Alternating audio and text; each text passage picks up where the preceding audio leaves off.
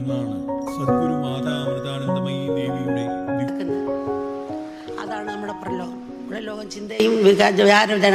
ನಮಸ್ಕಾರ ಬಂಧುಗಳೇ, ನಾನೀಗ ಕೇರಳದಲ್ಲಿದ್ದೇನೆ. ಕೇರಳದ ಕೊಲ್ಲಂ ಜಿಲ್ಲೆಯ ಕವಯಪ್ಪಾಡು ಅಂದರೆ ಅದನ್ನು ಮರುನಾಮಕರಣ ಮಾಡಿ ಅಮೃತಪುರಿ ಅಂತ ಮಾಡಲಾಗಿದೆ.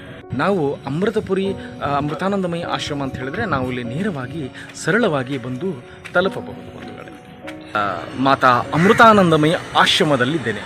ನೋಡಿ, ಹಿಂದ್ಗಡೆ ನೀವು ನೋಡ್ತಾ ಇದ್ದೀರಲ್ಲ, ಏನು ಬಿಲ್ಡಿಂಗ್ ಇದೆ, ಅದು ಅಮೃತಾನಂದಮಯಿ ಆಶ್ರಮ. ಅಲ್ಲಿ ಒಳಗಡೆ ಕ್ಯಾಮ್ರಾಗೆ ಅಲೌಡ್ ಇಲ್ಲ. ಹಾಗಾಗಿ ಹೊರಗಡೆ ಬಂದು ಈ ಒಂದು ಬ್ರಿಡ್ಜ್ ಇದೆ, ಈ ಸಮುದ್ರದ ಹಿನ್ನೀರು ಅಂತ ಹೇಳ್ತಾರೆ. ಆ ಬದಿಯಲ್ಲಿ ಸಮುದ್ರ ಇದೆ, ಈ ಬದಿಯಲ್ಲಿ ಸಮುದ್ರದ ಹಿನ್ನೀರಿದೆ. ಮತ್ತು ಆ ನೀರು ಎಷ್ಟು ಅಗಲ ಆಳ ಇದೆ ಅಂದರೆ ಅಲ್ಲಿ ದೊಡ್ಡ ದೊಡ್ಡ ಬೋಟ್ಗಳು, ಹಡಗುಗಳು ಹೋಗ್ತವೆ ಮತ್ತು ಸಾರಿಗೆ ಕೂಡ ನಡೆಯುತ್ತೆ. ಸೊ ಅಷ್ಟು ದೊಡ್ಡ ಮಟ್ಟದಲ್ಲಿ ಇರುವಂಥದ್ದು. ಮತ್ತು ಇಲ್ಲಿ ಕೇರಳದಲ್ಲಿ ಸರ್ವೇ ಸಾಮಾನ್ಯವಾಗಿ ಸಮುದ್ರದ ಹಿನ್ನೀರು ಜಾಸ್ತಿ ಇದ್ದಾವೆ. ಹಾಗಾಗಿ ಇಲ್ಲೆಲ್ಲ ಹೆಚ್ಚಾನು ಹೆಚ್ಚು ದ್ವೀಪಗಳು ಜಾಸ್ತಿ ಇದ್ದಾವೆ. ಮತ್ತು ಈ ಹಡಗದ ಒಂದು ಸಾರಿಗೆ ಇಲ್ಲಿ ಜಾಸ್ತಿ ಅಂತ ಹೇಳ್ಬೋದು. ಸೊ ಈ ಮಾತಾ ಅಮೃತಾನಂದಮಯಿ ಆಶ್ರಮ ತುಂಬ ದೊಡ್ಡದಾಗಿದೆ. ನೋಡ್ತಾ ಇದ್ದೀರಿ ಹಿಂದ್ಗಡೆ ನೀವು. ಮಾತಾ ಅಮೃತಾನಂದಮಯಿಯವರು ಕಾಳಿದೇವಿ ಅವತಾರ ಅಂತ ಹೇಳಾಗ್ತದೆ. ಇಲ್ಲಿ ಹಾಗೆ ಹೇಳ್ತಾರೆ.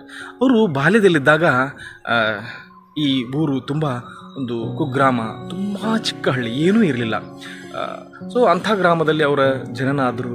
ಅವರು ದೇವಿಯ ಒಂದು ಅವತಾರ ಸ್ವರೂಪ ಅಂತ ಹೇಳ್ತಾರೆ. ಹಾಗೆ ಅವರು ಬಾಲ್ಯದಲ್ಲಿದ್ದಾಗ ಏನು ಆ ತ್ರಿಶೂಲ, ಖಡ್ಗ ಹಿಡ್ಕೊಂಡು ನೃತ್ಯ ಮಾಡ್ತಿದ್ರು.